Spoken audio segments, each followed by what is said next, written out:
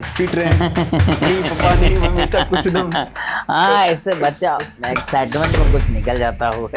मैं फिजिक्स का टीचर हूँ, दिया जाता है, ये बात सही है। सच है। लेकिन हम 15 सितंबर 2021 का इसके बारे में कुछ याद है? आपने एक संकल्प लिया था। आप जो डिसीजन लेते हैं उस समय थोड़ी डिसाइड होता है कि वो सही है या गलत। आफ्टर रिजल्ट ये पता चलता है कि वो सही था या गलत। अभी मैं ये इसको फ्यूचर डॉक्टर लिख रहा हूँ और जब ये डॉक्टर बनेगा तो मैं इसको दोबारा पोस्ट करूंगा। पढ़ने के लिए बेंच नहीं था, कोई साइकिल नहीं मिलती थी, कोई खाना नहीं मिलता था, कोई ड्रेस नहीं मिलता था, कोई बैग नहीं मिलता था। एक चीज़ जो बहुत अच्छा मिलता था वो था एजुकेशन। हमको लगता है कि टीचर बनने के लिए जो सबसे पहला क्राइटेरिया है कि आप प्रायोरिटी में अपने से ज़्यादा बच्चों को रख सकते हो। शर्माते हैं, उन्हीं से जाते हैं। हर लोगों के लिए वो निश्चिंत है, जो भी पढ़ना चाहे वो आगे बढ़े। सर जैसा लिखते हैं हम वही अल्फाबेट करेंगे। इतना क्या है, बहुत पीटे हैं टिकना। तो पढ़ना पढ़, ये वाला सोच के साथ जाए तो गुस्सा नहीं आएगा। केवल बच्चे आगे बढ़ जाते हैं, सफल हो जाते हैं। तो संदीप माहेश्वरी का कैमरामैन सबसे ज्यादा सफल हिंदुस्तान का नहीं, बता दीजिए जो पूरा पढ़ाने के बाद। अच्छा ये पूरा 1.5 घंटा बोर्ड भर दीजिए, पूरा समझा दीजिए, तो लास्ट में कहते कि नहीं बच्चे को देख लेने बोलना पड़ता है, एक बार फिर से बता दीजिए। स्टूडेंट ऐसा कुछ खौफनाक दिमाग वाले, अगर उसको सही डायरेक्शन मिल जाए तो तबाही ला सकता है। अच्छा। मेरे क्लास में तो ज्यादा मजेदार अनुभव मिलता नहीं, क्योंकि हार्ड डिसिप्लिन वाला मेरा क्लास होता है, सब लोग जानते हैं। कर आप सुन रहे नंदा गर्मा। तो आज हमारे साथ एक ऐसे फिजिक्स टीचर हैं जो ना जाने कितने बच्चों को जिंदगियों को संवारा है और साथ ही साथ एक निःशुल्क कोचिंग भी चलाते हैं, जो कि समाज में बहुत ही कम लोग ऐसे कर पाते। तो आज हम उन्हीं शिक्षक की बात करेंगे जो जिनका एक स्टेटमेंट भी है कि शिक्षा ही सच्चा समाज सेवा है। तो आज ऐसे ही टीचर से मिलते हैं। तो आज हमारे साथ हैं फिजिक्स टीचर धीरज सर। तो नमस्कार सर। नमस्कार, मेरा नाम धीरज कुमार है, जो आप बता ही चुके हैं। धीरज। और मैं फिजिक्स का टीचर हूँ। Yes sir. और लगभग 3 जगह मैं क्लास ले रहा हूँ, पटना में, हिलसा में और बख्तियारपुर जी। इसके साथ साथ आपका जो घर, जो पैतृक स्थान है वो कहाँ है? वो मेरा अररिया जिला पड़ता है। अररिया उसका जिला। एक पोठिया गाँव है छोटा सा। तो वहाँ भी एक अच्छा संस्था चलाए हुए हैं आप सर, उसके बारे में तो आप बताएं नहीं। नहीं, एक निःशुल्क शिक्षण संस्थान चलता है 4GS, जो 5 सितंबर को 5 साल पूरा भी करने जा रहा है। इसके मतलब कि 4 जगह आप कोचिंग को रन कर रहे हैं अभी। जी। हर एक पे बात करते हैं सर आगे। तो सर सबसे पहले आप ये बताइए, जो आप शिक्षा के क्षेत्र में सबसे पहले कदम कैसे रखे सर? हमको शिक्षा के क्षेत्र में कार्य करना है हमको। जैसे मेरी जो पढ़ाई हुई है जी, अररिया से हुई, मेनली 9, 10th और 11, 12th। बाकी उससे पहले 8 क्लास तक मैंने गाँव में पढ़ाई की थी। अच्छा।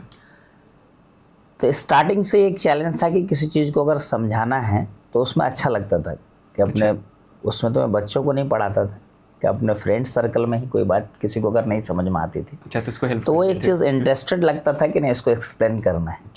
तो वहाँ से स्टार्टिंग से लगा कि नहीं, हमको एजुकेशन में ही काम करना है, एक टीचर के रूप में ही काम करना है। तो कोई आपको कोई शिक्षक भी ऐसे थे जो बोले कि नहीं एकदम एजुकेशनल फील्ड में चले जाओ? नहीं, शिक्षक बोले तो नहीं, लेकिन शिक्षक के पढ़ाने का तरीका, जो मेरे फिजिक्स के टीचर थे, विजय सर थे, और इतना लाजवाब तरीका था कि हमको लगता था कि इससे बेस्ट तरीका नहीं हो सकता है। अच्छा, तो फिजिक्स में रुचि कब से आ गया आपका?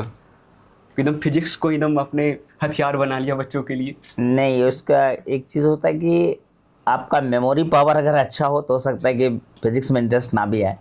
मेरा एक मामले में कमज़ोर हूँ कि मेमोरी पावर मेरे बहुत अच्छी नहीं है। और सबसे अच्छी बात है फिजिक्स की कि आपको मेमोरी की ज़रूरत नहीं पड़ती है। आप कॉन्सेप्ट पे काम करते हैं, और मेरा बाय नेचर ये था कि नहीं, कॉन्सेप्ट पे दिमाग लगाना है, रट्टा नहीं मार सकते हैं। अच्छा, तो वहाँ से लगा कि नहीं, फिजिक्स में स्कोप है मेरे लिए, या मेरे लिए ही है कि हम इस पे काम कर सकते हैं। चाहे आज के बच्चे तो ऐसे हैं कि फिजिक्स से बहुत ज़्यादा डरते हैं। तो ये बताइए सर, आप अररिया से निकलकर आपने सफ़र तय किया पटना, हिलसा, बख्तियारपुर, ये तीनों का आपने क्यों चुना? और भी तो क्षेत्र थे। वो डिपेंड करता है कि आपको कहाँ कैसे अपॉर्चुनिटीज मिलती है, उस पर डिपेंड करता है। ये आप डिसाइड नहीं करते। जब तक मैं पटना में था, मैं हिलसा का नाम भी नहीं जानता। अच्छा, तो हिलसा में कैसे? बख्तियारपुर, यहाँ अरुण सर है जो मैथ्स का टीचर है, बहुत अच्छे टीचर हैं। और वो पटना में उनका, हम जब पटना में फिजिक्स पढ़ाते थे तो उनके 2 बेटे हैं, दोनों बेटे मेरे पास पढ़े हुए हैं। तो उसी के थ्रू हमको अरुण सर से मुलाकात हुई। हाँ, तो अरुण सर बोले कि नहीं, आप एक बार हिलसा चलिए, हिल्सा में भी स्कोप अच्छा है, बच्चे अच्छे मिलेंगे आप, तो उन्हीं के साथ मेरे सफ़र की शुरुआत हुई हिल्सा। अच्छा, हिल्सा के लिए। और बख्तियारपुर के लिए? बख्तियारपुर के लिए भी हमको अमित सर है, जहाँ पटना में हम साथ पढ़ाते हैं, जो ट्रिबिका ब्लू का जे ट्राइबेक ब्लू के डायरेक्टर हैं, अच्छा। उनके साथ बख्तियारपुर गए। और अब एक नया बंका घाट भी है। अच्छा, नया एक और? वो पटना में है, वो पटना में ही पड़ता है। तो बंका घाट तो अलग क्षेत्र हो गया नहीं? हाँ हाँ, तो 4 सेंटर लगे चल रहा है। तो इसमें ये बताइए, सबको मैनेज कैसे करते हैं सर? आप 5 जगह रन कर रहे हैं इंस्टीट्यूट को, उसको मैनेज कैसे करते हैं एक जगह से? देखिए, सबसे इम्पोर्टेंट चीज़ है कि अगर आपको बहुत ज़्यादा कुछ करना है, तो अगर हम अकेले करेंगे काम, तो मेरे पास एक दिन में 24 घंटे है। और अगर आप एक सिस्टम को रन करते हैं, हम ये मानते हैं कि हम 100 आदमी का एक सिस्टम चला रहे हैं जी, तो वो एक दिन 2400 घंटा के बराबर होता है। ये तो है। एक आदमी के लिए 24 घंटा है। 100 आदमी का अगर आपका सिस्टम है तो 2400 घंटा काम कर रहा है एक दिन में। तो मेरा कॉन्सेप्ट वही होता है कि आप सिस्टम में काम कीजिए, इंडिविजुअल बहुत ज़्यादा आप आगे नहीं बढ़ सकते। इंडिविजुअल एक लिमिटेड सिस्टम बना हुआ है, वहीं से सारा कुछ मैनेज सिस्टम से मैनेज होता है। तो हिल्सा में सर आपने एक जीनियस फैक्ट्री कोचिंग, जी, ये जीनियस फैक्ट्री में एक बात निकल कर आ रहा था लोगों के सामने कि एक ऐसा हिल्सा में कोचिंग है जो बच्चों को बहुत ज्यादा रुपया बांटता है। हाँ। या उनकी कुछ स्कीम है, फ्री स्कीम है, या फिर अपना घर से बांटते हैं सब कुछ? नहीं, ये जो बात है ना, बहुत दूर दूर तक फैला हुआ है कि जी हिल्सा में एक जीनियस फैक्ट्री है, तो बच्चों के बीच में ईयरली जो होता है उसमें पैसा बांटने का स्कीम चला रहे हैं धीरज सर। नहीं, तो पूरी जानकारी नहीं है बच्चों को, मतलब बहुत सारे लोगों को पैसा दिया जाता है, ये बात सही है, सच है। लेकिन हम अपने घर से नहीं देते हैं, वो बच्चों का ही फी होता है जो हम रिटर्न करते हैं। तो क्या मतलब हाँ, ये कंडीशन क्या है कि जैसे मैंने शुरुआत में आया था हिल्सा, तो एक चीज़ होता था कि बच्चे बार्गेनिंग होता है ना फी में, कि आप मेरा 200 कम कर दीजिए, मेरा 500 कम कर दीजिए। तो मेरा अपना सोचना था कि मेरे लिए सारे बच्चे बराबर हैं। और ये सब चीज़ नहीं होता है कि आप अगर 500 बच्चे को पढ़ा रहे हैं तो किसी से कम पैसे ले रहे हैं, किसी से ज़्यादा पैसे ले रहे हैं, तो आज न कल बच्चों को पता चलता है। तो एक इमेज बनता है कि नहीं हमसे ज़्यादा पैसा लिया है, हमसे कम लिया गया पैसा, या कॉन्टैक्ट के बेसिस पर फी कम हो गया, तो वो मुझे अपनी ही नज़र में सूट नहीं कर रहा था। तो मैंने कहा कि नहीं ठीक है, चलिए आपके आर्थिक स्थिति खराब हो सकती है, मैं मान सकता हूँ, लेकिन टाइम तो सबके पास 24 घंटा है, मेहनत तो सब कर सकता है। और सबको हम कहें कि आपको सेम अपॉर्चुनिटीज़ है, आप काम कीजिए। और कुछ मार्क्स फिक्स कर दिया गया कि जैसे आप 12th में फिजिक्स में 90% मार्क्स लाते हैं, तो 2 साल में आप जितना भी फी जमा किए वो 100% आपका रिफंड हो जाएगा। और अगर आप 85% तक आते हैं, 85 मार्क्स, तो केवल 12th का फी रिटर्न हो जाता है। यही सिस्टम है बेसिक। अब इसमें 2 लाख, 2.5 लाख, 3 लाख जितना तक रिटर्न हमको करना पड़ सके, तो उसके अकॉर्डिंग कितने बच्चे लाते हैं, तो हर साल अलग अलग अमाउंट होता है। तो यही चीज़ है, पैसे देने का मतलब है कि उन्हीं का फी जमा है, उन्हीं को लौटाया जा रहा है। तो सर कभी कोई तो लॉस लग जाता होगा सर? अब बेनिफिट और लॉस जब आप एजुकेशन में है, तो सिंपल बात है कि हम बिजनेस नहीं कर रहे, हम दुकान नहीं चल रहे हैं। बिजनेस वो नहीं सर, किसी चीज को रन करने के लिए तो खर्च तो होगा। हाँ नहीं, वो होगा ही। जैसे देखिए, अगर आप मान लीजिए 500 बच्चे को पढ़ाने, सपोज कीजिए 500 बच्चे 90% थोड़ी लाते हैं। ऐसा भी तो हो सकता है सर, हो जाएगा तो मेरे लाइफ का सबसे बेस्ट डे होगा। अगर ऐसा हो गया तो मेरे लाइफ का वो सबसे बेस्ट डे होगा। हम खुद कहेंगे कि इससे अच्छा दिन मेरे लिए नहीं हो सकता है कि 500 बच्चे पढ़ रहे हैं, 500 बच्चे लेते आए नंबर। 4 सिस्टम चल रहा है मेरा, 4 जगह 5 जगह मेरा सिस्टम चल रहा है। ऐसा नहीं होता कि एक जगह थोड़ा कम हो जाएगा और बच्चे बहुत अच्छा कर जाएंगे तो मुझे अफसोस नहीं होगा इस बात के, मुझे खुशी होगी। सर एक डेट बताते हैं आपको, 15 सितंबर 2021 का, इसके बारे में कुछ याद है? आपने एक संकल्प लिया था जिससे कि पूरे हिल्सा के टीचर और आसपास के जो क्षेत्र के थे ना, इसमें धीरज कुमार को इतना हिम्मत कहाँ से आ गया कि खुले मंच पर पब्लिक से में आकर 15 सितंबर 2021 को एक संकल्प ले लिए कि हम इस बच्चे को डॉक्टर बनाएंगे।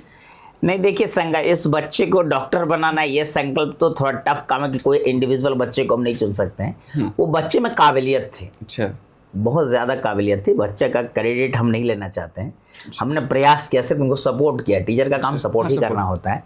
काबिलियत उसी बच्चे में थी और वो मेरे पास पढ़ने आया था, यहाँ हिल्सा में ही हिंदी मीडियम पढ़ रहा था। लगभग 10-15 दिन क्लास किया तो उसका जो रिस्पॉन्स था, रिप्लाई देने का ये था, तो हमको लगा कि नहीं बहुत बेहतर स्टूडेंट है, बहुत अच्छा कर सकता है, इसका माइंड बहुत अच्छा काम कर रहा है। तो हमने बस उससे कहा था कि तुम यहाँ मत रहो, क्योंकि मैं पढ़ा रहा हूँ, मुझे पता है कि यहाँ पर जो मैं भी पढ़ा रहा हूँ वो बोर्ड लेवल पढ़ा रहा हूँ, कंपटीशन के लिए नहीं पढ़ा रहा हूँ। तो किसी अगर टीचर का पहला चीज़ है पैसा, सेकेंडरी हम कहते हैं कि अगर आप अपने से पहले बच्चों के बारे में नहीं सोच सकते तो आपको टीचर बनने का अधिकार नहीं, ठीक ना, कि मेरा फ़ायदा से पहले ये पता होना चाहिए कि मेरे बच्चों का क्या बेनिफिट होगा इससे। तो हमने उसको बुला के कहा कि तुम चले जाओ, या तो पटना चले जाओ या कोटा चले जाओ, जहाँ तुमको बेनिफिट होता है, मतलब लगता है तुम सक्षम हो, वहाँ से तैयारी करो, तुम्हारे लिए हिलसा जगह सही नहीं है, मेरे पास भी मत पढ़ो। तो उसका ये स्टेटमेंट आया कि नहीं सर, मेरी आर्थिक स्थिति अच्छी नहीं है कि जो मैं जाके पढ़ाई करूं। तो मुझे ये लगा कि नहीं, अगर मेरे आंख के सामने कोई बच्चा दिख रहा है कि ये रिजल्ट दे सकता है, 100% दे सकता है, और केवल पैसों की वजह से ये आगे नहीं बढ़ पाएगा, तो शायद मैं अपने आप को, मैं कितना भी पैसा कमा लूं, अपने आप को लाइफ में माफ नहीं कर सकता हूँ। तब मैंने उनसे कहा कि चलो, जितना तुम्हारे रहने का, पढ़ने का, खाने पीने का जो भी खर्च तो मैं उठाऊंगा, तुम सिर्फ पढ़ाई करो। जब पटना गया मैं, तो बहुत लोग का कहना भी था कि नहीं, लगता है आप गलत स्टूडेंट चूज कर ली। तो मेरा वही रहता है, आप जो डिसीजन लेते हैं उस समय थोड़ी डिसाइड होता है कि वो सही है या गलत है। हाँ। आफ्टर रिजल्ट ये पता चलता है कि वो सही था या गलत था। तो हम सबसे, बच्चा से भी ये बोले थे कि तुम टेंशन मत लेना कि धीरज सर ला रहे हैं, अपना पैसा लगा रहे हैं, क्या होगा अगर रिजल्ट नहीं हुआ। तो मेरा काम है, हम प्रयास कर रहे हैं, तुमको ये अफसोस नहीं होना चाहिए कि तुमको ये लगे कि नहीं हम कोशिश करते तो हो जाता। हाँ, ये तुम पूरा एफर्ट लगाओ, हुआ तो भी अच्छा, नहीं हुआ तो भी अच्छा, कोई टेंशन की जरूरत नहीं। और वो लड़का 720 में 705 नंबर लाया। अच्छा। और अभी एम्स ऋषिकेश में वो पढ़ रहा है। अच्छा। इंडिया का टॉप मोस्ट कॉलेज, मेडिकल में उससे अच्छा कॉलेज होता नहीं है एम्स से। और शायद ये मेरे लाइफ का सबसे बड़ा प्राउड मोमेंट है कि एक बच्चा, अब उसका लाइफ सेट हो गया, एक रिजल्ट हो गया, तो मतलब समझिए 7 पीढ़ी तक सेट। आपने एक जो संकल्प लिया, उस संकल्प को भी पूरा किया। जी जी। ये पोस्ट को फिर से देखे थे कि रिट्वीट या नहीं, मैंने गया था। मैंने कहा भी था कि अभी मैं ये इसको फ्यूचर डॉक्टर लिख रहा हूँ, और जब ये डॉक्टर बनेगा तो मैं इसको दोबारा पोस्ट करूंगा। तो उसी वादे को मैंने पूरा किया और दोबारा उसको पोस्ट किया। तो उस पे जो उस समय डाले थे, तो उस समय लगता है कि आपका कुछ अति भी किया गया था, कैसा नहीं हो सकता है, लेकिन अब जो लोग जो ऐसा बोलते तो उनको मुंह पर तो जवाब होगा ही नहीं है सर। नहीं भाई, आप काम से जवाब दे सकते हैं, बातों से जवाब देने में वैसे भी मैं यकीन नहीं रखता हूँ। लोग तो सवाल उठाते ही रहेंगे, आप काम कर रहे हैं तो आप अच्छे काम कर रहे हैं, इसलिए आप पर सवाल उठता है। तो रत्नेश से बात होती है? हाँ बिल्कुल होती है, अभी तो पटना कल भी बात हुई है। अच्छा, बहुत उससे बात करते हैं। जी सर, कुछ व्यक्तिगत सवाल है सर। जी बोलिए। ये तो अब तो शादीशुदा? जी बिल्कुल। तो शादी जो है लव मैरिज किए थे फिर अरेंज मैरिज था? नहीं, ये क्योंकि बच्चों को बहुत ज्यादा ये सवाल होता है। नहीं डायरेक्ट पूछ नहीं पाते ये। नहीं पूछ पाते, लेकिन हकीकत है हम लोग ग्रामीण परिवेश से आते हैं, और बहुत ही पिछड़ा गांव भी है मेरा। मतलब अररिया होम डिस्ट्रिक्ट से 35 किलोमीटर दूर। तो मेरी शादी हुई 2011 में। फिर तो हमको लगता है 13-14 साल मेरी शादी को हो गई है। तो लव मैरिज नहीं है, अरेंज मैरिज है। जी। अच्छा, तो कॉलेज में तो ऐसा कुछ, तो जब कॉलेज की पढ़ाई कर नहीं, वो अलग चीज़ है। कॉलेज का रूल अलग होता है, फ्रेंड सर्कल अलग होता है, लेकिन जहाँ तक शादी की बात है तो वो तो घर वाले ही तय करते हैं। अच्छा। हाँ सर, एक आपके रिलेशन में एक सुलेखा जहाँ है, हाँ मेरी भाभी, इनके बारे में कुछ बताना चाहेंगे? हाँ बिल्कुल, कोई दिक्कत नहीं। देखा था और विश्वामित्र जी जी जी, उसके बारे में कुछ बताइए। हाँ मेरी भाभी है, और सही पूछे तो मैं उनसे बहुत ज़्यादा प्रभावित हूँ। रीज़न है कि वो घर में रहती है। वैसे मेरी भाभी है और साथ साथ मेरी बैचमेट भी है। अच्छा। मतलब हम लोग का सेम ईयर इंटर पासिंग है। अच्छा। मैट्रिक और इंटर हम लोग सेम ईयर किए हैं। मैं इसलिए ज़्यादा इंस्पायर्ड हूँ उनसे कि वो घरेलू महिला है, कहीं बाहर नहीं जाती, गांव में रहती है और घर का सारा काम करती है। हम लोग तो बाहर रहते हैं, 2 भाई हम लोग, तो भैया भाभी ही घर में रहते हैं, पापा मम्मी रहते हैं। घर का सारा काम देखना उन्हीं का ये है कि सारी जिम्मेदारी उन्हीं के ऊपर है। और सब कुछ देखते हुए पढ़ाई को लेके इतना कंसस होना, इतना मेहनत करना, मतलब ये बताता है कि नहीं, कोई भी आदमी जहाँ से चाहे वहाँ से मेहनत करके कुछ भी कर सकता है। आदमी के अंदर जुनून होना चाहिए। गृहिणी रहते भर में भी बिल्कुल बिल्कुल बहुत अच्छी, वो भी मतलब ये नहीं कि कहानी लिखी है, दोहा के रूप में उसको लिखना वो ज़्यादा टिपिकल चीज़ है। एक कहानी स्टोरी लिखना थोड़ा ज़्यादा आसान होता है, लेकिन दोहा के रूप में उसको लिखना बहुत ज़्यादा मेहनत। ये आइडिया कहाँ से आया था उनको, घर पे ये काम करते हैं? वो बुक पढ़ने में बहुत ज़्यादा इंटरेस्टेड है, बहुत सारी बुक पढ़ते रहती हैं उसी सब से, या फिर कोई सीरियल रील्स ये सब से भी होता है, कोई पॉजिटिव चीज़ भी है मोबाइल। तो सर, जब कॉलेज का कोई ऐसा यादगार पल सर जब बताना चाहें? कॉलेज, जब हम लोग के टाइम में कॉलेज गए तो उस समय तो क्लास रेगुलर होता नहीं था। आज के डेट के जैसा है कि कभी कभार कॉलेज में बहुत ज़्यादा सीरियस नहीं है। स्कूल ज़्यादा प्रॉपर चलता था। 11-12 तक हम लोग का ऑनर्स और MPG में तो उतना ज़्यादा सीरियस क्लास होता नहीं। कुछ ऐसा पल नहीं बीता, मौका ही नहीं मिला कॉलेज जाने का? वैसे एक्सपेरिमेंटल कुछ चीज एक्सपेरिमेंट करने का मौका मिला सरकारी कॉलेज में रहते हुए। आज के बच्चे एक्सपेरिमेंट नहीं करते, हम लोग प्रेशर बना के एक्सपेरिमेंट करते थे कि नहीं हम लोग एक्सपेरिमेंट करना है। हाँ बिल्कुल। अच्छा, कभी अपने क्षेत्र में जब फिजिक्स पढ़ा रहे थे कभी किसी टीचर से मतभेद ऐसा कुछ? नहीं हमको तो नहीं लगता कि मैंने आज तक किसी टीचर पे कमेंट किया अपने 19 नहीं आपने नहीं, किसी दूसरे टीचर ने ये हो क्या हो कुछ अपने प्रॉफिट के लिए? ये हो सकता है, हमको आइडिया नहीं, क्योंकि हम किसी के बारे में कंफर्म नहीं है तो किसी पर हम ब्लेम नहीं कर सकते। और दूसरी बात है कि थोड़ा कंपटीशन है तो ये सब स्वाभाविक चीज़ है, हर क्षेत्र में होता है थोड़ा बहुत, और उसको बहुत ज़्यादा हम लोग सीरियस लेते नहीं हैं कि कौन क्या करे। अगर आपके अंदर क्षमता है तो विरोध से कुछ नहीं होने वाला है। एक प्रश्न है बच्चों को लेकर सर जी, हम भी घूमते हैं बाहर तो बच्चों का एक मन में सवाल होता है कि जो मेरा कोचिंग का टाइम है वो स्कूल टाइमिंग में है, और इसमें क्या होता है कि हम कॉलेज या स्कूल जा नहीं पाते हैं। लेकिन बच्चा ये भी जानता है कि स्कूल में सही ढंग से पढ़ाई नहीं हो पाता है, लेकिन वहाँ का प्रशासन का दबाव है कि आपको कॉलेज या स्कूल जाना है। लेकिन बच्चा दूसरे नाम पे ये भी है, उसको अच्छा एग्जाम में करना भी है, उसके लिए कोचिंग में जरूरत। इसको आप किस तरीके से देखते हैं? नहीं देखिए, बीच में तो जैसे हम लोग खुद सरकारी स्कूल के स्टूडेंट हैं और मुझे आज तक अफसोस नहीं है, जो हम लोग के टाइम के 90s के बच्चे हैं उनको कभी अफसोस भी नहीं है वो सरकारी स्कूल के बच्चे हैं। तो हम लोग के पास सुविधा नहीं थी, बैठने के लिए बेंच नहीं था, कोई साइकिल नहीं मिलती थी, कोई खाना नहीं मिलता था, कोई ड्रेस नहीं मिलता था, कोई बैग नहीं मिलता था। एक चीज़ जो बहुत अच्छा मिलता था वो था एजुकेशन। उस समय एजुकेशन बहुत अच्छा, मतलब आप सोच भी नहीं सकते। आज के हम डेट में प्राइवेट बच्चों को पढ़ाते, प्राइवेट स्कूल के बच्चों को, तो मुझे लगता है कि नहीं मेरी पढ़ाई इससे ज़्यादा बेहतर तरीके से हुई है मैक्सिमम बच्चों से। बीच में एक जो दौर आया उसमें एजुकेशन बहुत ज़्यादा ख़राब हुआ सरकारी स्कूल का, लेकिन आज के डेट में फिर हम देखते हैं कि जो बीपीएससी के थ्रू टीचर्स आए हैं तो धीरे धीरे सुधार हो रहा है। उम्मीद करते हैं कि अब जो मेरे साथ पढ़ाने वाले प्राइवेट टीचर्स भी, बहुत सारे टीचर मेरे फ्रेंड हैं जिसका इंडिविजुअल कोचिंग बहुत अच्छा चलता था, वो बहुत मैक्सिमम टीचर आज बीपीएससी से सरकारी स्कूल में वो लोग काम भी कर रहे हैं। अब डेवलपमेंट हो रहा है, अब थोड़ा सुधार होते जा रहा है। तो मेन समस्या ये टाइमिंग का लेकर सर बच्चों का। टाइमिंग देखिए आज के डेट में सरकारी स्कूल में बहुत ज़्यादा स्ट्रिक्ट होगा, जिनसे आप मिलेंगे तो वो बहुत परेशान है कि आप जाइए तो ऑनलाइन अटेंडेंस बनाइए, निकलिए तो ऑनलाइन अटेंडेंस। तो अब वो काम जो है कि स्कूल के टाइम पर जो कोचिंग पढ़ा बहुत कम टीचर जिनका घर के बगल में स्कूल है। अच्छा, तो क्या उनको ऐसा करना चाहिए?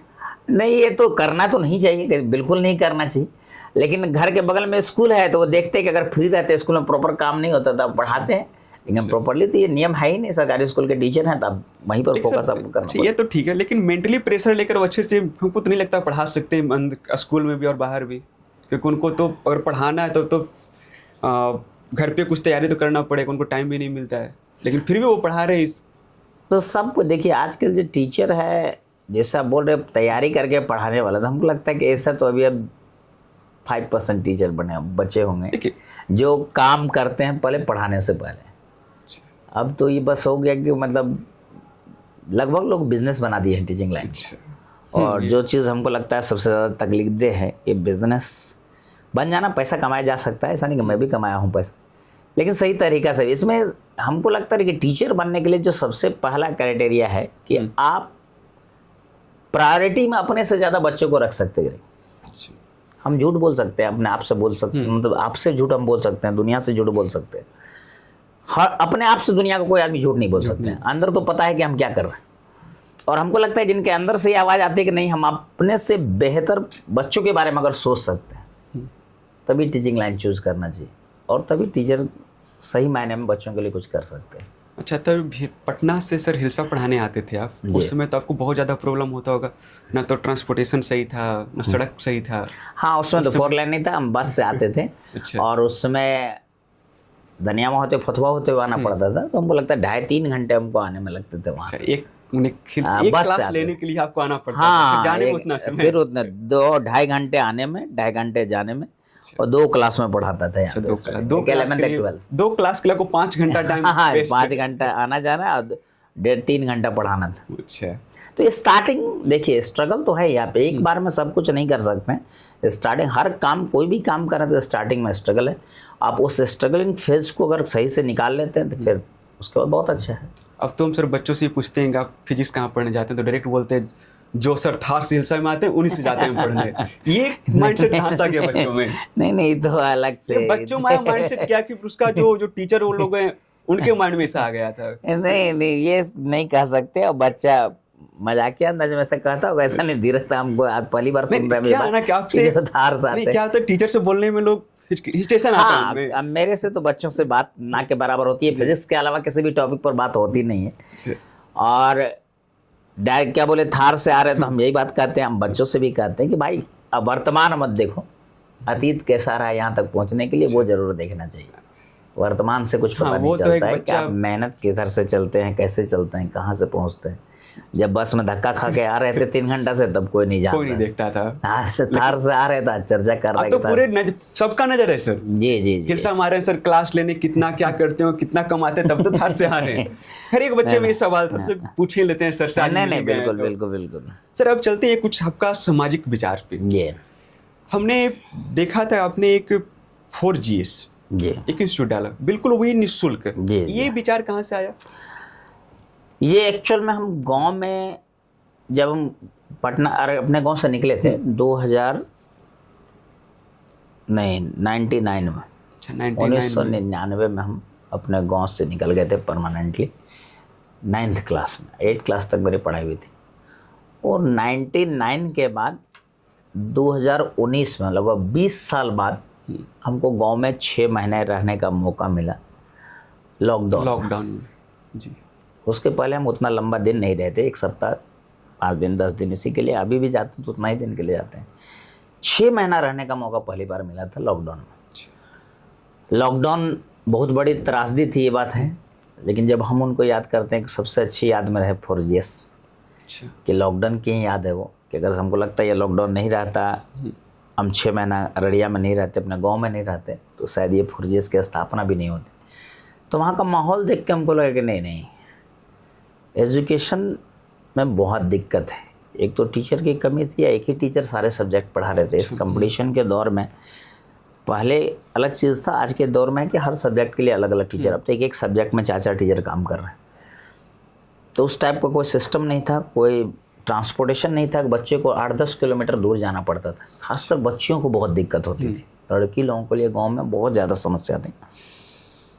तो उस समय हमको लगा कि नहीं, ये चीज़ है कि शिक्षा देनी चाहिए।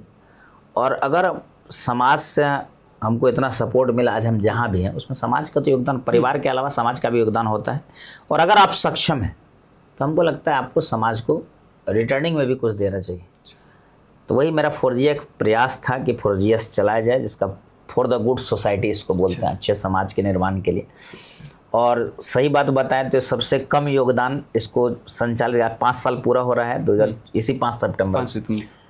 तो वहाँ के लोग जो है, वहाँ के शिक्षक जो है, हम तो पटना में रहते हैं, वहाँ की टीम इतनी लाजवाब है कि वो उनको 5 साल से रन करा रही है। बस मेरी परिकल्पना थी शुरू करने की, मैंने शुरुआत की थी लॉकडाउन, फिर तो मैं आ गया पटना, फिर पटना में रहने लगा। लेकिन लोग बहुत अच्छे से काम कर रहे हैं। अच्छा, तो हम तो ये भी देखे थे सर, आप कभी एक मंदिर में हुआ करता था, निःशुल्क शिक्षा दे रहे थे, बच्चों को पढ़ा रहे थे। 4GS की जो शुरुआत हुई थी वो, उसके लिए कोई क्लासरूम था नहीं।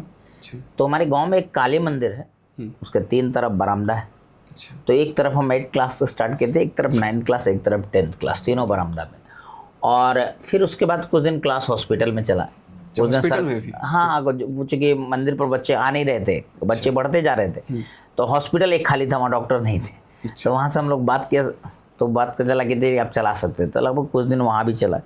फिर वहाँ भी डॉक्टर आ गए। फिर मेरे घर पे कुछ दिन क्लास चला अपने घर पे। तो फिर लगे नहीं, इस सिस्टम को बार बार चेंज करना, यहाँ से वहाँ, यहाँ से वहाँ। तो मेरे जो पिताजी हैं वो बोले कि नहीं, एक काम करो कि यहाँ पर एक परमानेंट सिस्टम करो। तो फिर हम लोगों ने 4GS की नींव रखी, उसका अपना क्लासरूम बनाया, उसको अपना जगह दिया। अब परमानेंट है। अब वो शिफ्टिंग देख रहे हैं सर कि बहुत बड़ा स्पेस में फैला है। अब अच्छा खासा स्पेस में। ये जमीन सरकारी जमीन है? नहीं, पिताजी ने जमीन दी है 4GS के नाम से, जो राज्यपाल के नाम से रजिस्टर है। पिताजी दान में दे दी? हाँ, समाज के लिए। हाँ बिल्कुल। तो इतना समर्पण का भावना कहाँ से आता है सर? आज तो लोग नहीं, समर्पण का भावना मतलब ये कह सकते हैं कि जिस सोसाइटी में आप हैं उस सोसाइटी के अनुसार ही आते हैं। ये सब तो आपको सोसाइटी से ही मिलता है। लेकिन आज तो ये देख रहे हैं सर, लोग सोचते हैं कि नहीं, 1 रुपया किसी को देना नहीं चाहते। आज के डेट में ऐसा है। नहीं, सब लोगों के ऐसे सोच नहीं है। तो कुछ लोग हैं ऐसे जो आप बोल रहे हैं, लेकिन हर लोग अगर वैसे हो जाएंगे तब तो फिर सोसाइटी का वैल्यू ही खत्म हो जाएगा। कुछ लोग अभी भी बचे हैं जो समाज सेवा के प्रति बिल्कुल, जो इसके पास जो सक्षम है और जिनके पास जो सक्षम नहीं है, अगर वो उनकी मदद नहीं करेंगे तो सिस्टम आगे बढ़ ही नहीं सकता। तभी 4GS में कौन कौन सी क्लास का पढ़ाई हो रही है अभी? 8th 9th 10th। 8th 9th 10th इसके आगे का शुरुआत करने का कुछ ऐसा प्रयास? अभी तो विचार चल रहा है 11th 12th के लिए, कुछ फाइनल नहीं। तो अभी तक कितने बच्चे पढ़कर निकल चुके हैं वहाँ से? वहाँ से 5 साल में हमको लगता है 600-700 बच्चे तो पढ़ के जरूर निकले। और अभी प्रेजेंट में कितने बच्चे पढ़ रहे हैं? 150 से 200, 250 के बीच। तो ये सब जो एक समस्या था सिर्फ बाढ़ का आपके क्षेत्र में, हाँ वो तो बहुत ज़्यादा समस्या है।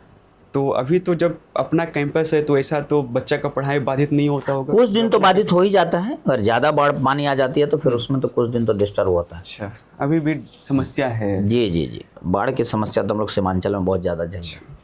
अच्छा, जो 4GS आपका जो निःशुल्क संस्थान है तो इसमें क्या उसी क्षेत्र के बच्चे पढ़ते हैं या फिर कहीं दूसरे क्षेत्र का बच्चों को लगनी है वहाँ पर बहुत अच्छे टीचर है, वहाँ पर जाकर हम पढ़ाई कर सकते हैं? देखिए, चूंकि गांव है वहाँ हॉस्टल फैसिलिटी तो है नहीं, बहुत ज़्यादा दूर से बच्चे आ नहीं सकते हैं, चूंकि 2 घंटे का क्लास चलता है।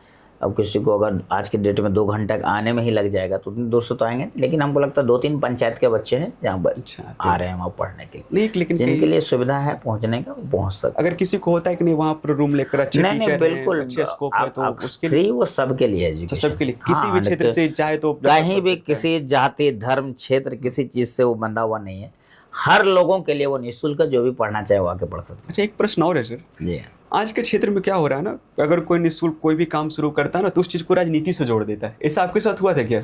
अब बिल्कुल हुआ था बहुत ज्यादा हुआ था। अच्छा, लेकिन धीरे धीरे क्या होता है, कोई अब शुरुआत आप करते हैं उसको कोई राजनीति से जोड़ दे, आप ये सोच के हम काम करना छोड़ दे तो फिर ये गलत हो जाएगा। अच्छा, लेकिन हुआ ये उनकी मानसिकता, हाँ बिल्कुल हुआ था, ये उनकी मानसिकता थी। आज भी कुछ लोगों का लगता है कि 4GS उसी के कारण स्टार्ट किया गया है, लेकिन मैक्सिमम लोग 99% लोग ऐसे हो गए जो 5 साल से 4GS चल रहा है। तो ये बात है कि ये राजनीति के लिए शुरू नहीं किए गए थे, मेरी मंशा साफ थे कि जो बच्चों को शिक्षा दी जाए। और अगर यही राजनीति का कंडीशन, ये कहते भी हैं कि अगर राजनीति के लिए शर्त भी हो जाए कि 4GS चलाना पड़ेगा तो भाई सब आदमी 5 साल अपने समाज में फ्री शिक्षा दे दीजिए तो उद्धार ही हो जाएगा समाज का, ठीक ना? नहीं, ऐसा तो देखते हैं क्या सर, यही होता है ना कि चलो अगर पंचायती राज में है, पक्का मुखिया को चुनाव लड़ने का प्रोग्राम बना रहा होगा, चलो इसी कारण समाज में कुछ काम कर रहा है सर। बिल्कुल ऐसे कुछ लोग हैं, लेकिन ऐसा कुछ है नहीं। तो सर अब चलते हैं शिक्षा और पढ़ाने के अनुभव पे सर जी। अच्छा, आज का जो बच्चा है और जो पहले का बच्चा था उसमें कुछ ऐसा डिफरेंस जो क्लास लेते हैं तो? हाँ बिल्कुल डिफरेंस है, आजकल का बच्चा का पेशेंस लेवल बहुत कम हो गया। पहले में तो था कि किसी बात को सहन, पहले में संघर्ष करने की क्षमता ज़्यादा थी और पहले के बच्चे टाइम देते थे सीखने के लिए। आज के बच्चों में इसकी कमी आई है और इसका मूल वजह तो हम मानते हैं रील्स को। अच्छा, जो मोबाइल में रील्स होता है कि 30 सेकंड 40 सेकंड का रील्स आता है। अब बहुत ज़्यादा हमको आइडिया है नहीं, लेकिन 30 मतलब आदमी 30 सेकंड किसी की चीज़ को बर्दाश्त नहीं कर पा रहा है, स्क्रॉल कर दे रहा है 2 सेकंड में स्क्रॉल। तो अब बच्चे की मानसिकता ये होगी कि 30 सेकंड में हमको इंटरेस्टिंग आना चाहिए, अब वही कॉन्सेप्ट लेके वो क्लास में बैठ जाता है। अच्छा, तो जो 30 सेकंड 10 सेकंड 15 सेकंड का रील्स बर्दाश्त नहीं कर पा रहा, वो 1.5 घंटा का क्लास कहाँ से बर्दाश्त करेगा? 1 घंटा 1.5 घंटे का। तो वो थोड़ा सा मेंटालिटी जो है वो चेंज लाया है बच्चों के अंदर में, जो हमको लगता है कि जिसके वजह से, जबकि सुविधा बहुत ज़्यादा बढ़ गई है आज के डेट में, ऑनलाइन प्लेटफॉर्म आने से आप गाँव में बैठे हुए हैं, आप हिंदुस्तान के किसी भी टीचर का लेक्चर देख सकते हैं। सुविधा बहुत ज़्यादा बढ़ी हुई है, बस उस सुविधा का सही उपयोग हम लोग नहीं कर रहे हैं। अच्छा, मेन रील ही ऐसा है जो मेरे नज़र में तो यही कि सोशल मीडिया जो है थोड़ा डिस्टर्ब किया बच्चों को, और रील्स जो है उसका कंसंट्रेशन पावर घटा दिया है, पेशेंस कम कर दिया है बच्चों का, हमको जहाँ तक लगता है, ये जो मेरा अनुभव है। तो बच्चों को लिए कुछ ऐसा सर राय दे दीजिए, सुझाव, जिससे वो दूर रह सके उस चीज़ से। नहीं, सोशल मीडिया से तो बच्चों को एकदम दूरी बनाना ही चाहिए जब तक आप काम कर रहे हैं। तो आपको पता भी नहीं चलेगा, हम लोग भी कभी बैठते हैं तो पता नहीं चलेगा कि आपको रील्स देखने में 1 घंटा 1.5 घंटा 2 घंटा कम निकल गया, जो हकीकत बात है। तो उससे तो अगर आपको लाइफ में आगे बढ़ना है तो सोशल मीडिया से तो स्टार्टिंग में आपको दूरी बनानी पड़ेगी, बाद में आप जुड़ सकते हैं। पहले आप अपने आप को स्टेबल कर लीजिए, उसके बाद जुड़िए, वो सही है। लेकिन अभी के टाइम में, एजुकेशन टाइम में आप देखेंगे जितने भी सक्सेसफुल स्टूडेंट है जो अच्छा किया है, वो सोशल मीडिया में इंटरेस्टेड नहीं है। अच्छा, तो वही जाकर आज के दिन में बिल्कुल कुछ कर वही चुका है। वही बिल्कुल 100%। कोई ऐसा बैच यादगार सर, ऐसा कोई छात्र जो आपको आज तक याद हो, चाहे वो शैतानी के मामले में या पढ़ने के मामले में, कुछ ऐसा? नहीं, हर तरह के मामले में तो बच्चे मिलते हैं कि जो कि हजारों बच्चे पढ़े हैं अभी तक, 19 साल 20 साल मेरा पढ़ाने का, तो बच्चों के जो क्षमता है वो ज़बरदस्त है। कुछ बच्चे ऐसे हैं, जैसे 2-3 बच्चे मेरे, एक तो रत्नेश जिसके बारे में तो पूरा सब जानता है कि सब क्या कहानी है। एक बच्चा मुझे याद है कि वो, उसको सब क्लास में आइंस्टीन कहता था। आज हकीकत ये है कि आज हम खुद भूल गए कि उसका नाम ओरिजिनल क्या था। अच्छा, इतना बच्चा उसको आइंस्टीन बोलता था कि हम भी नाम भूल गए कि उसका ओरिजिनल नाम क्या था। अच्छा, लेकिन याद है हमको कि वो आया था जब पहली बार, वो हमको बड़ी अच्छा चीज़ सिखाया। वो आया, बोला हमको सर फिजिक्स पढ़ना है। 12th उसमें टारगेट का कॉन्सेप्ट चलता था आईआईटी का, पटना की बात है। तो बोला कि हम, वो बड़ी ईमानदार बच्चा था।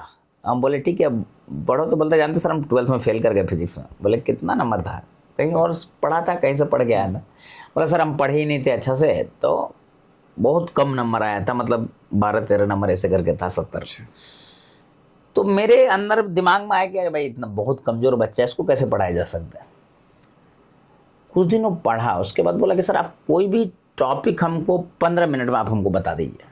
अच्छा, एक टॉपिक को आप 15 मिनट हमको डिस्कस कर दीजिए, बाकी आप हमको छोड़ दीजिए क्वेश्चन बनाने के। अच्छा, हम लाइफ में उससे ज़्यादा मेहनती बच्चा नहीं देखा। उस समय 80 वर्मा एक बुक आती थी फिजिक्स के आईआईटी के लिए, बहुत अच्छी बुक थी। वो जाता था, थोड़ा देर उसको हम काम कर देते, मतलब इतना पागल की तरह काम करता था, इतना मेहनत करता था। तो वो मेरा कॉन्सेप्ट बदल गया। नहीं 12th फेल बच्चा था, ये इतना कर सकता, क्लास में सबको पीछे छोड़ दी। तो वो ये बताया कि नहीं हम काम नहीं कर रहे थे, मेरी क्षमता बड़ी लाजवाब थी मेरे अंदर, मतलब वो ये प्रूफ करके दिखाया। तो इसका मतलब ये उस दिन से मेरे कॉन्सेप्ट से निकल गया कि आपका मार्क्स बहुत अच्छा है या मार्क्स बहुत खराब है, जिससे बच्चा का पता चलता है कि ये बहुत अच्छा स्टूडेंट है। ये भी तो हो सकता है अच्छे टीचर का मार्गदर्शन न मिला हो उसको। नहीं वो उस समय काम ही नहीं किया था, क्योंकि टीचर इतना नहीं है कि मतलब 15, 16, 18 नंबर आए।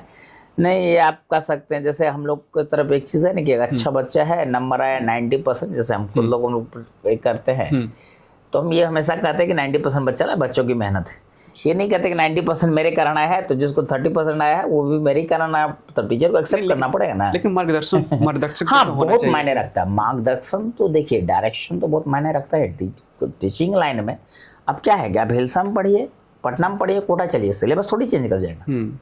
हर जगह सिलेबस एक ही है, हाँ, किसी भी सब्जेक्ट का, बस उसी सिलेबस पे काम करने का तरीका अलग है। अब कौन बेहतर काम कर सकता है, आपका बेहतर तरीका क्या कर सकता है। आप इंटरव्यू ले रहे हैं, क्या लगता है ऐसा हजारों लाखों लोग इंटरव्यू ले रहे हैं, ले रहे तो आपको अगर आगे बढ़ना, इंटरव्यू लेने का तरीका सब वही क्वेश्चन पूछेंगे, किसी से पूछेंगे, तो आप इस चीज को कितना अलग तरीके से कर सकते हैं, और केवल अलग नहीं, कितना बेहतर तरीके से कर सकते हैं। वैसे भी कहा जाता है कि आप किसी का अगर कॉपी कर रहे हैं, नकल कर रहे हैं, तो जब ओरिजिनल अवेलेबल है तो नकल क्यों देखेगा? हाँ, नकल क्यों देखेगा? नहीं, तो आपको क्रिएशन लाना पड़ेगा कि हम क्या बेहतर ढंग से कर सकते हैं। जब तक वो चीज नहीं आएगा तब तक आप किसी भी लाइन में, किसी भी क्षेत्र में बहुत आगे नहीं बढ़ सकते। तो स्टूडेंट को हमेशा ये देखिए, बच्चा काम करता है, कोई 5 घंटा काम कर रहा है, कोई 12 घंटा काम कर रहा है। बहुत लोग हम लोग सुनते हैं कि 5 घंटा वाला काम करने वाला देखो रिजल्ट दे दिया, 12-12 घंटा पढ़ता था इसका रिजल्ट नहीं हुआ। तो होता क्या है, डायरेक्शन का इंपॉर्टेंस। डायरेक्शन बहुत इंपॉर्टेंट है कि हमको जाना है पटना, हम कितना तेज दौड़ रहे हैं इससे थोड़ी मतलब है। पटना पूरब में, तो हमको पूरब की तरफ जाना पड़ेगा। हम उससे 10 गुना ज्यादा स्पीड से पश्चिम जा रहे हैं तो पटना थोड़ी पहुंच जाएगी। तो वही बात है कि आप कितना मेहनत कर रहे हैं ये मायने नहीं रखता है, आप किस डायरेक्शन में काम कर रहे हैं वो ज्यादा मायने रखता है। तो टीचर का काम है वो डायरेक्शन देना। होता है ना, आप देखते होंगे एक चीज और, अगर किसी फैमिली में एक डॉक्टर है, आप देखेंगे बहुत सारा डॉक्टर बन गया उसका, एक इंजीनियर है तो बहुत सारे इंजीनियर बन। क्यों हो जाता है ऐसा? क्योंकि उसको एग्जैक्ट पता है कि ये पाथ है वहां जाने का, ये रास्ता है, वहां डेविएशन का चांस घट जाता है। एक बच्चा क्वालिफाई करता है तो उसकी फैमिली से ढेर सारे बच्चे का क्वालिफिकेशन हो जाता है, तो उसको रास्ता पता चल जाता है। तो हर फैमिली में तो ऐसा रिजल्ट होता नहीं है। तो टीचर का काम यह है कि आप उसको सही गाइडेंस दे, अब बच्चे उस गाइडेंस पर चले तो 100% रिजल्ट होना ही होना है, नहीं होने की तो कोई बात ही नहीं। सर फिजिक्स का कोई ऐसा टॉपिक जो बच्चों में को समझने में ज़्यादा कठिनाई आता होगा, ऐसा कुछ? वैसे तो आमतौर पे माना जाता है रोटेशनल को, फिजिक्स का सबसे टफ टॉपिक माना जाता है, जो इसको हिंदी में घूर्णन गति हम लोग बोलते हैं। लेकिन चूंकि उसमें अब टफ क्या होता है ना कि पिछला कॉन्सेप्ट कितना ज़्यादा यूज होता है। जैसे 3 लेवल हम लोग एग्जाम का देखते हैं, 3 लेवल पे हम लोग काम करते हैं फिजिक्स में। जैसे हम लोग तो नीट वाले को पढ़ाते हैं, IT वाले को पढ़ाते हैं और बोर्ड वाले को पढ़ाते हैं। बोर्ड में क्या होता है, सिंगल कॉन्सेप्ट क्वेश्चन होता है, एक कॉन्सेप्ट पे क्वेश्चन बन जाएगा। नीट में क्या होता है कि 2 कॉन्सेप्ट आ जाता है, 2 चैप्टर का कॉन्सेप्ट मिक्स करेंगे तो क्वेश्चन बनेगा। IIT में क्या होता है कि 3, 4, 5 कॉन्सेप्ट आगे मिक्स हो जाता है। तो एक क्वेश्चन में नंबर ऑफ कॉन्सेप्ट बढ़ेगा तो वही बच्चा को डिफिकल्ट लगने लगता है, अगर सही से काम करेगा तो फिर नहीं डिफिकल्ट। तो कैसा कुछ फिजिक्स बच्चे रटते हैं उसको कैसे दूर किया जा सकता है?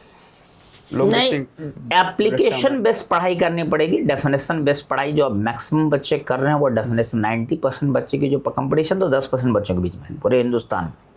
नहीं, जो बोर्ड वाले जो बच्चे हैं ना वो रटने पे ज्यादा फोकस करते हैं। वही बोल रहे हैं कि मतलब कंपटीशन 10% बच्चे थे वो रटने के पर फोकस करते हैं, समझने की कोशिश नहीं करते हैं। और फिजिक्स का जो जब तक आप उसको डेली लाइफ से कनेक्ट नहीं करेंगे, ठीक है, जब तक आपको क्यों ऐसा चीज अपना, मेरा कहना है कि आपका एवरेज लाइफ आज के डेट में 60 साल 65 साल, लगभग हर बच्चा कम से कम 18-20 साल तक तो पढ़ाई करता है। हाँ, आराम से। तो जिसमें कहिएगा कि बच्चा तो पढ़ना 3 साल 4 साल से शुरू कर रहा है, तो कहेंगे 15 साल पढ़ रहा है। हाँ। अब सिंपल सोच के देखो, एकदम नॉर्मली है कि पहले आप सोचिए कोई भी काम करने से, हम 60 साल मेरा टोटल एज है, हम 15 साल पढ़ाई को दे रहे हैं। इट मीन्स हम अपना लाइफ का 25% एक काम को दे रहे हैं। ये बहुत छोटा समय नहीं है, बहुत बड़ा समय है कि 60 साल मेरी टोटल उम्र है, उसमें से हम 15 साल केवल एक काम को दे रहे हैं। और सबसे बड़ी बात है कि उस काम से हम क्या करें, सिर्फ एक सर्टिफिकेट लेके घर में रख दे रहे हैं, मैट्रिक का, इंटर का, ऑनर्स का, ये सब कर, तो वो मीनिंगलेस, क्योंकि आप एजुकेशन को प्रैक्टिकल लाइफ से कनेक्ट ही नहीं कर पा रहे। एजुकेशन को प्रैक्टिकल लाइफ से करेंगे। आप नीट की तैयारी होती है, मेडिकल की बच्चा तैयारी करते हैं, बहुत कम टाइम मिलता है। आप IIT की तैयारी करते हैं, वहां बच्चा को बहुत ज्यादा टाइम मिलता है। तो बहुत बच्चा हमसे कहते हैं तो बेमानी हो रहा है सब, कि मेडिकल वाले को बहुत कम टाइम मिलता है, इंजीनियरिंग को बहुत ज्यादा क्वेश्चन में टाइम। बिल्कुल नहीं, ये रियल लाइफ से कनेक्टेड चीज है। डॉक्टर तुम बनोगे, तुम्हारे पास जो पेशेंट आएगा वो इमरजेंसी वाला आएगा। हाँ भाई। तो तुमको उसी का वो प्रैक्टिस करा रहा है, टाइम कम दे रहा है कि तुम फास्ट काम करना सीखो, तो वहां जिंदगी मौत का सवाल है।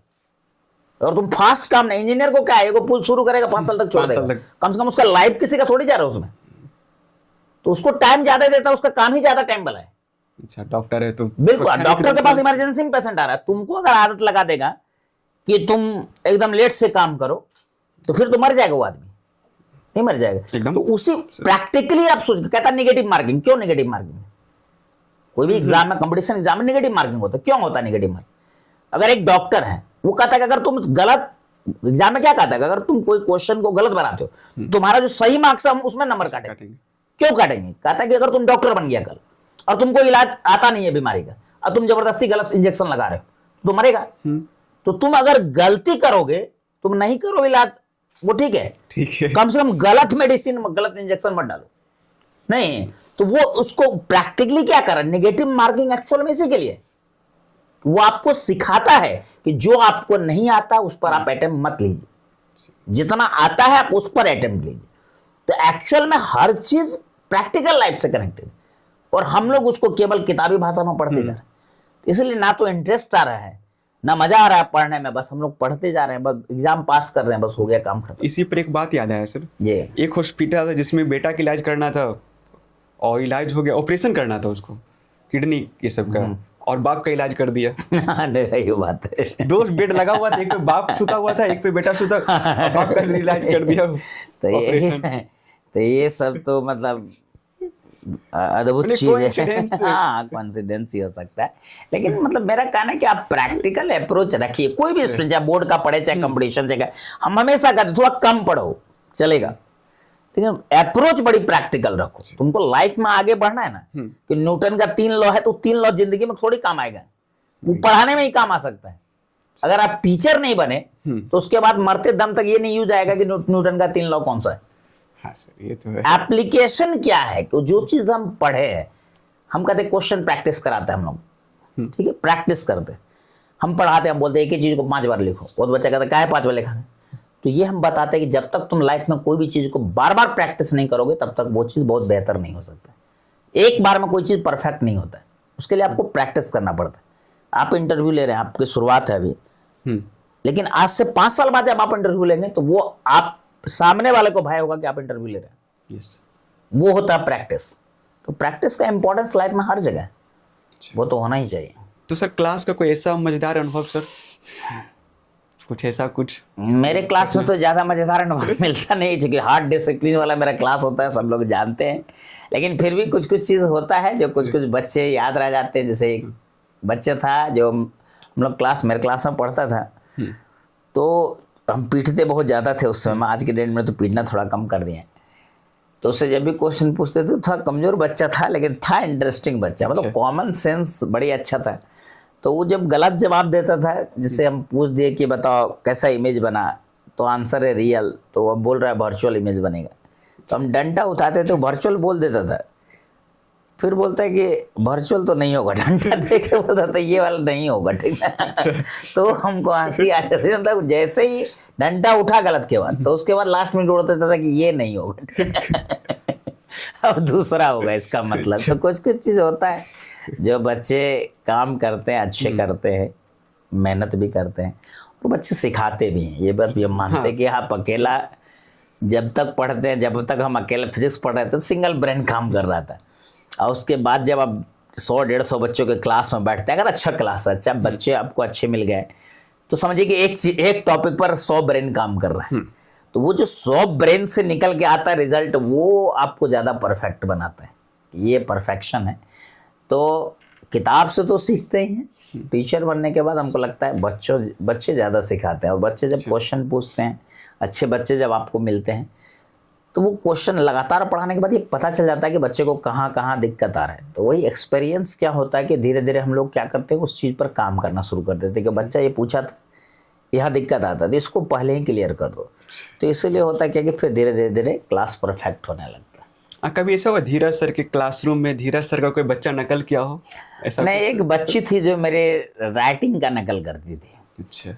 और हम तो लिखते हैं अलग, मतलब मिक्स्ड है, ना तो नॉर्मल लिखते हैं ना कर्सिव लिखते हैं, मिक्स्ड राइटिंग है। कर्सिव और नॉर्मल बिल्कुल अलग टाइप का है, क्योंकि मेरी राइटिंग हमको लगता है, याद है हमको इंटर तक बड़ी ख़राब राइटिंग थी। तो जब मेरे दिमाग में सेट हो गया मुझे टीचर बनना है, तो मैं खुद ही लिखता था बोर्ड पर। तो मुझे लगता था कि सूट नहीं कर रहा है, एक टीचर की राइटिंग ये लग नहीं रही, टीचर का राइटिंग थोड़ा डिफरेंट होना चाहिए। तो हमको लगता है कि हम 10-15 दिन तक लगातार खाली बोर्ड पर लिखते ही रह गए कि चलो राइटिंग थोड़ा टीचर जैसा किया जाए। तो अब उसमें बहुत ज़्यादा इम्प्रोवाइज किए कि कैसे कैसे लिखना है, कौन सा लेटर कैसे यूज़ करना है। बहुत ज़्यादा काम किया 10 दिन तक।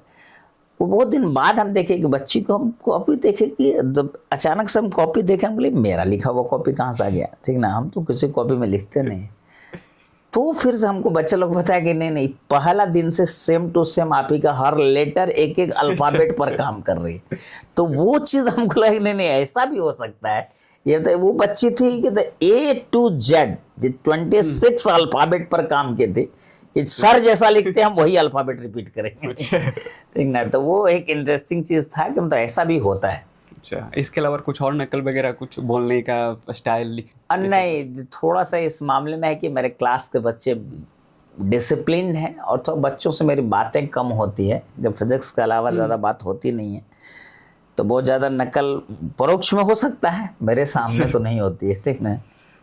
कोई ऐसा अनुभव सर जो क्लासरूम का जो आपके एकदम दिल में लगा हो, दम कुछ ऐसा अनुभव बसा हुआ दम हो? नहीं, बिल्कुल। जैसे ये सब चीज़ तो होता है, मेरे फिजिक्स से जुड़ा हुआ आता है कि कोई भी काम को अगर आप कर रहे हैं, कोई कॉन्सेप्ट बहुत पुराना कॉन्सेप्ट है या बहुत अच्छा कॉन्सेप्ट है, ऐसा तो सैकड़ों बार होता है कि मैं ये सोचता हूँ कि नहीं, ये बच्चे को नहीं बता पाएंगे। मेरे अंदर का कॉन्फिडेंस रहता है कि इतना पुराना हो गया, अभी नहीं बता पाएंगे। और तब उस समय में कोई बच्चे अगर जवाब देते हैं तो हमको लगता है कि ना, बंदे में दम है, मतलब बहुत अच्छा काम कर रहा है। तो वो तो प्राउड मोमेंट होता है, वो मेरे लिए बहुत सबसे अच्छा है। मैं बहुत मज़ेदार चीज़ लगता है कि जब बच्चे इस तरह से अप्लाई करते हैं, जो हम सोचते हैं कि हम ये नया चीज़ बताएंगे, बच्चे अपने आप पहले बता देते हैं। तो कुछ बच्चे ऐसा होते हैं कि मतलब बहुत अच्छा काम करते हैं और वही मोटिवेट करता है आपको काम करने के लिए। तो कई बच्चों को डांटे हैं? किसी बात को लेकर? बदमाशी डांटना हो? क्या है, पढ़ाई को बहुत छोड़कर। पीटे हैं, बहुत पीटे हैं, ठीक ना। और डांटना कम है, पिटाई ज्यादा है मेरे क्लास में, ठीक ना। तो बच्चे इसलिए बोले ना कि हार्ड डिसिप्लिन में रहते हैं बच्चे, तो मेरा कहना है कि नहीं, बच्चे गलती करेंगे तो पिटाएंगे। मेरे कान मतलब ये नहीं, हम दोस्त बहुत लगता है कि आज का फ्रेंड होना चाहिए पढ़ाने में, नहीं। दोस्ती क्लास के बाहर, 1 घंटा का क्लास, 1 घंटा में हम टीचर रह सकते हैं, दोस्त नहीं बन सकते। तो 100% फोकस है कि नहीं, हमारा काम है कि हम पढ़ाएंगे, उसके अलावा कोई फालतू बात नहीं। कभी कभी पीटने के बाद कोई अफसोस आता हो ऐसा कुछ? हाँ, कभी कभी आता है, जो 2-4 घटना घट चुकी है, किसी का उंगली टूट गया है, किसी का कलाई टूट गया, किसी, तो वो सब चीज होता था कि मतलब नया नया जोश में बहुत ज्यादा पिटाई होती थी। 4-5 बच्चे का पिछले साल याद है हमको कि बच्चा मोबाइल यूज कर रहा था क्लास में, वो शायद उनका 25-30 हज़ार का मोबाइल था। अब हम पढ़ा रहे थे, मोबाइल कुछ यूज कर रहा था। अब कभी कभी क्या होता है कि वो चीज बर्दाश्त से बाहर हो जाता है, पूरे क्लास अब में डिस्टर्ब पूरे क्लास, अब उस मोबाइल को हम छोड़ दिए। बाद में पता चला बेचारा का 25-30 हज़ार का मोबाइल था। तो फिर अफसोस हुआ कि नहीं, मतलब ये मेरा भी गुस्सा का एक्सट्रीम हो गया कि इतना हमको नहीं जाना चाहिए। कुछ चीज़ होता है जो आप जब दिल से काम कर रहे हैं तो गुस्सा आता है। जैसे आप हमसे बात कर रहे हैं और आप हमको सपोज कीजिए, आप कोई दोस्त से ही बात कर रहे हैं, आपके साथ कोई समस्या है और आप उनको अपनी समस्या सुना रहे हैं और वो गेम खेल रहे हैं, तो बड़ी गुस्सा आता है कि भाई हम अपनी समस्या बता रहे हैं, ये आदमी गेम में घुसा हुआ है। तो मेरा कहना है कि जब एक आदमी को आप नहीं झेल सकते हैं जो आपके बात पर फोकस नहीं करता है, तो मेरे क्लास में 150 बच्चा बैठा हुआ है और हम पूरी ताकत से लगे हुए कि नहीं भाई हम अपना काम, हम फिजिक्स सिखाएंगे इसको, और वो सामने से बैठ के कह रहा है कि ना हम तो मोबाइल देखेंगे। तो वो चीज होता है, हमको लगता है कि इस वजह से थोड़ा सा ज्यादा गुस्सा आ जाता है। जैसे टेंडेंसी हो गया तो पढ़ ये वाला सोच के साथ जाए तो गुस्सा नहीं आएगा। लेकिन अगर सोच ये है कि नहीं हमको सिखाना है, तो तुम सीखो या ना सीखो, इंटेंशन साफ देखना चाहिए कि हम सीखना चाहते हैं। बच्चे वही अच्छा करते हैं जिसके अंदर ये इंटेंशन है कि भाई हम करना चाहते हैं ये, ठीक है। टाइम लग सकता है, अगर इंटेंशन गलत है तो फिर दुनिया में कोई पैदा ही नहीं होगा जो आपको सिखा दे कुछ। कभी ऐसा कभी हुआ है सर, आप उतना बच्चा तो जानता नहीं कि आप इतने स्ट्रिक्ट डिसिप्लिन करते हैं, ये क्लासरूम में गया 5 दिन के बाद क्लास को छोड़ दिया हो, ऐसा कुछ? नहीं, क्लास तो ड्रॉप डिसिप्लिन को देखकर ऐसा कुछ? हाँ, ये बहुत बार ऐसा हुआ कि बच्चे पिटाई के वजह से क्लास छोड़ दिए। अच्छा। बहुत बार ऐसा, बहुत बच्चे जिसको पता नहीं था कि जी कितना मार होता। अब तो हम एडमिशन लेने से पहले बता देते हैं कि कैसा पढ़ाते ही, तो बाहर से पता लगाओ। 2 बात कंफर्म कर देते हैं कि होमवर्क बड़ी ज़्यादा देता है, पीटते बड़ी ज़्यादा है।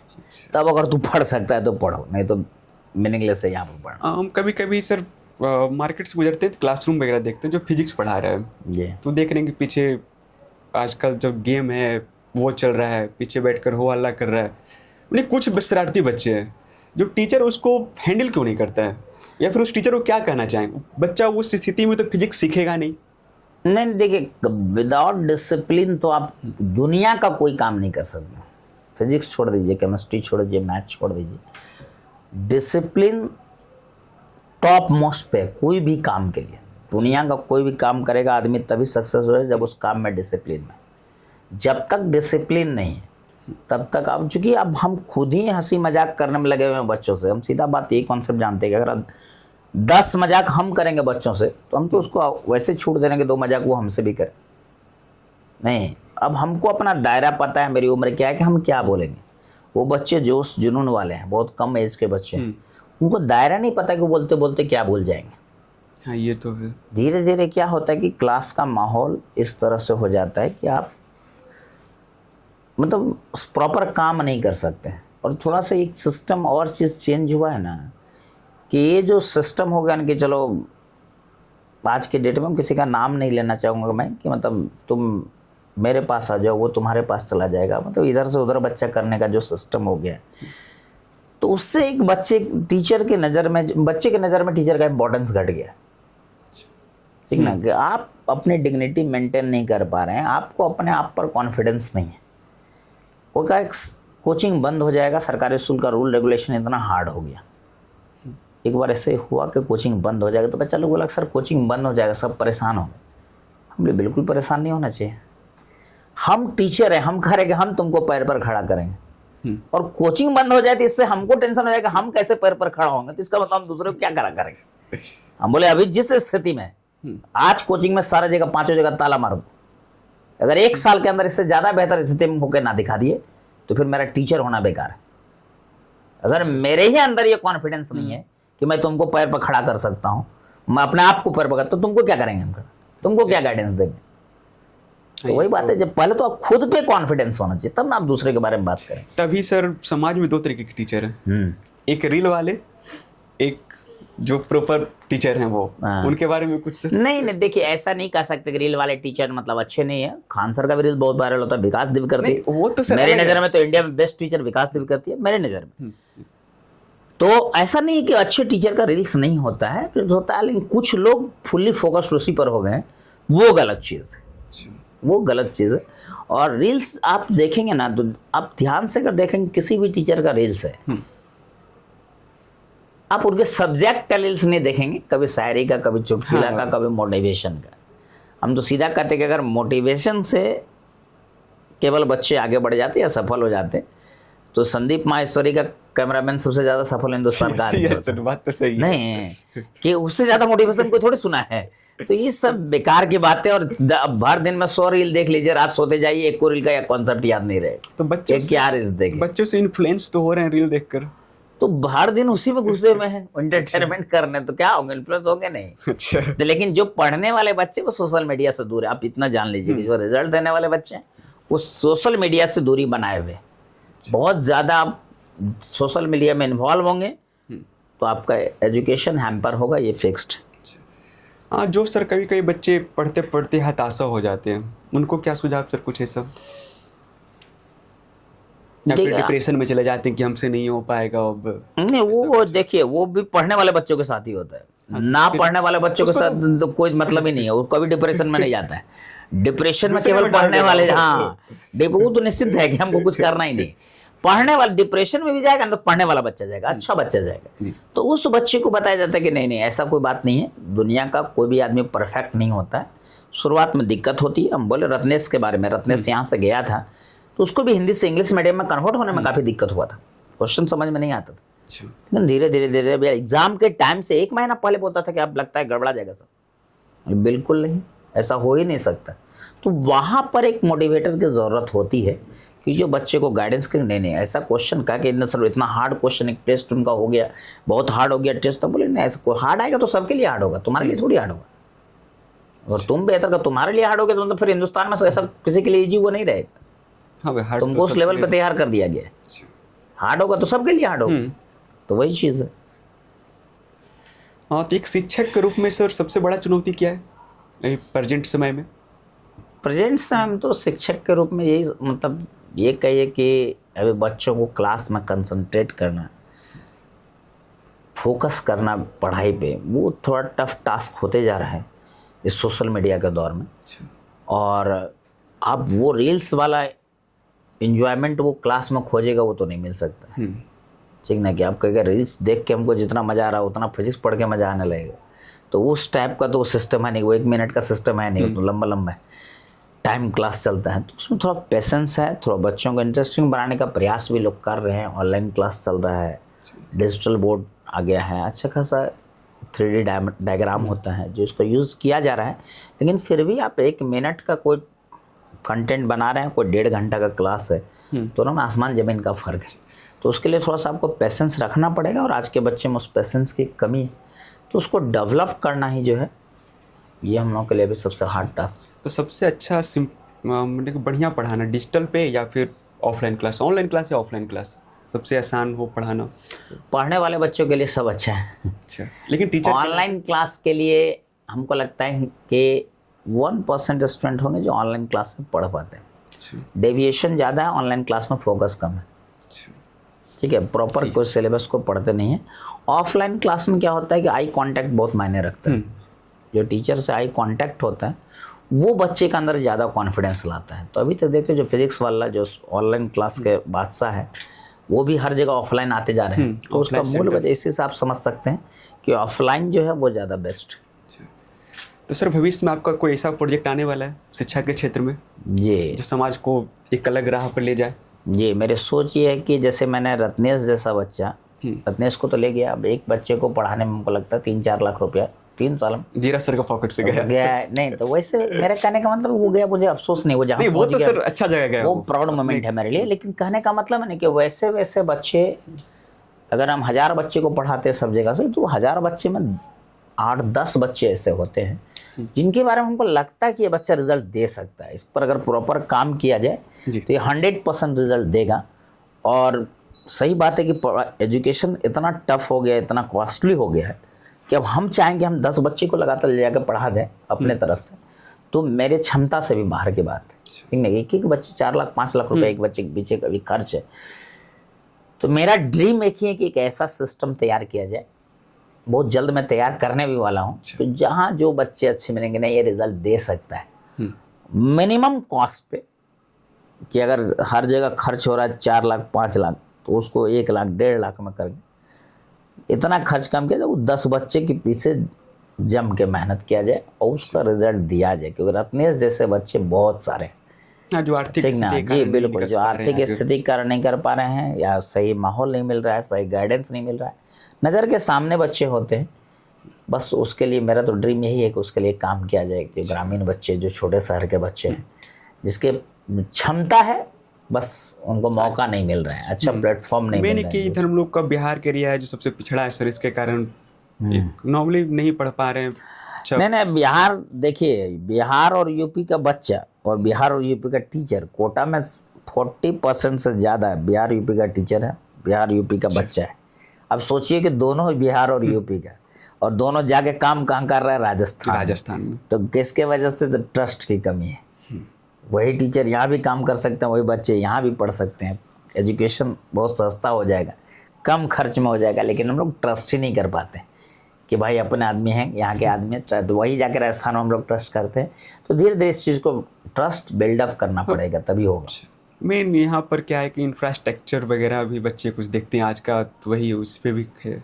हाँ, कुछ तो है जो प्रभावित करता है। आजकल तो चकाचौंध की दुनिया है, लोग हर तरफ दिखावा पर तो जा ही रहा, अट्रैक्शन तो होता ही है। अच्छा सर, आपके लिए कुछ रैपिड फायर है सर, बेगर सोचे जवाब देना है। आपको टीचिंग से अलावा कुछ और दूसरा शौक, टीचिंग छोड़कर? हाँ, पढ़ने में कोई भी बुक पढ़ने में। क्लासरूम में सबसे ज़्यादा बच्चे आपसे कुछ पूछते हैं, कुछ ऐसा सवाल जो हमेशा बार बार रिपीटेड हर एक बैच में वो आता हो? एक बार फिर से बता दीजिए जो पूरा पढ़ाने के बाद। अच्छा, ये ना ये पूरा 1.5 घंटा बोर्ड भर दीजिए, पूरा समझा दीजिए, तो लास्ट में कहते कि नहीं, बच्चे को देख लेने बोलना पड़ता है, एक बार फिर से बता दीजिए। मेरे लिए वो 1.5 घंटा का काम है। तो मैं बच्चों को कहता जहाँ दिक्कत आता है वहाँ पे आप पूछिए। पूरे बोर्ड में किसी को दिक्कत थोड़ी आ सकता है, तो कुछ कुछ बच्चे ऐसे होते हैं कि चलिए सर एक बार फिर से शुरू हो जाइए। अच्छा, धीरज सर शिक्षक नहीं होते तो क्या होते? किसान का बेटा है तो किसान होते, और क्या होता है। अच्छा, अगर आपका एक दिन घर छुट्टी है तो घर पे बिताते हैं या फिर अपना ऑफिस में? नहीं, घर पे छुट्टी, घर पे। अच्छा, घूमने फिरने का कहीं बाहर शौक? छुट्टी में साल में एक बार जरूर जाते हैं। इंटरनेशनल ट्रिप कभी? नहीं, अभी तक तो नहीं। नेशनल छुट्टी नहीं मिलता होगा। हाँ, नहीं ना, थोड़ा सा जाने भी दिक्कत है कि उतना लंबा छुट्टी पॉसिबल नहीं। अच्छा, तो ऑनलाइन क्लास अच्छा है या फिर ऑफलाइन क्लास? मेरी नज़र में ऑफलाइन। आपका फेवरेट सब्जेक्ट बचपन में क्या था, कि बचपन से ही फिजिक्स था? नहीं, बचपन से तो फिजिक्स होता ही नहीं है, क्योंकि फिजिक्स का पता ही चलता है 9th क्लास में आने के बाद कि हाँ फिजिक्स भी कोई सब्जेक्ट है। 9th क्लास से पहले तक तो हम लोग को पता ही, सरकारी स्कूल में नहीं पता चल रहा था कि फिजिक्स के साइंस सब्जेक्ट समझते थे हम लोग, समझते थे मैथ और साइंस। फिजिक्स समझ में आया 9th से। 11th में एक्चुअल में हमको इंटरेस्ट आया फिजिक्स में सबसे। कभी कभी बच्चों को डांट कर हंसी आया आपको? कोई डांटे तुरंत हंसी? हाँ, रिएक्शन अगर ऐसा हो जाता है तो हंसी आ जाती है। अच्छा, जो लास्ट बेंचर्स होते हैं वो कैसे स्टूडेंट होते हैं? सिर दर्द या फिर नहीं, फेवरेट स्टूडेंट ऐसा कुछ? खौफनाक दिमाग वाले। अगर उसको सही डायरेक्शन मिल जाए तो तबाही ला सकता है। अच्छा, ठीक है, जिस दिशा में वो जाएगा तबाही लाएगा। अच्छा, कभी ऐसा कभी हुआ है कि धीरज सर को बहुत अच्छा एक फनी गिफ्ट मिला हो बच्चे की तरफ से, कि डर खौफ के डर से? हाँ, एक बार बच्चा स्टिक हमको गिफ्ट किया था। अच्छा। क्योंकि पीटते ज़्यादा थे इसीलिए। अच्छा, आप ये पता चला कि आप बहुत ज़्यादा होमवर्क देते हैं। अगर कोई बच्चा होमवर्क बना के ना लाए कभी 1 से 2 दिन, तो पिटाई होती है। अच्छा ठीक, एक दिन नहीं लाया तो उसको नहीं, एक दिन भी नहीं लाएगा तो भी पिटाई होगी। अच्छा, मतलब कि प्रति जब भी आए क्लास में होमवर्क लेकर ही आए। होमवर्क लेके आए। अच्छा, अब थोड़ा पीटना हम कम कर दिए हैं पहले की तुलना में, क्योंकि अब जो बच्चे हैं वो थोड़ा सा डिसिप्लिन भी खराब, और बच्चे उतना अब थोड़ा सा ये लगता है कि नहीं नहीं, जो एकदम कितना भी पीट दीजिए वो सुधरने का नाम ही नहीं ले रहा है। अच्छा, कोई बच्चा आपको इमोशनल किया है कभी किसी बात को लेकर? इमोशनल अपने परिस्थिति के अनुसार तो कर ही देता है, कि अपनी परिस्थिति बताता है, जिस सिस्टम से आया है, जितने तकलीफ से आया है, तो उसको मैं मेरा फर्स्ट फ्लोर पे क्लास चलता था, एक विकलांग बच्चा आता था, व्हील चेयर से आता था, वो ऊपर आ रहा है, उसको आने के लिए 2 बच्चा को पकड़ना पड़ता था, तो वो सब होता है जो तकलीफ इमोशनल कर ही देता है। आप इंसान है तो इमोशनल कर ही देगा। हाँ, कभी कभी ऐसा हुआ है कि आप किसी को बच्चे को पीट रहे हैं और वो डर से मम्मी पापा बोल दिया, ऐसा कुछ? नहीं नहीं, ये ऐसा नहीं होता। नहीं, कभी होता है पीट रहे हैं नहीं पापा नहीं मम्मी, ऐसा कुछ एकदम? हाँ, ऐसे बच्चा एक्साइटमेंट में कुछ निकल जाता हो, ऐसा लगता है। तो ये खास बातचीत था धीरज सर के साथ, जिन्होंने बहुत ही ज़्यादा प्रेरणादायक बातें बताई। तो मैं आशा है कि आपको ये एपिसोड बहुत ही अच्छा लगेगा। एपिसोड अच्छा लगे तो आप वीडियो को शेयर करिए, वीडियो को लाइक करिए और हमारे चैनल को सब्सक्राइब करिए। ऐसे ही स्थिति आपके लिए आते रहेंगे जिनसे बहुत कुछ सीखने के लिए आपको मिलेगा। तब तक के लिए धन्यवाद।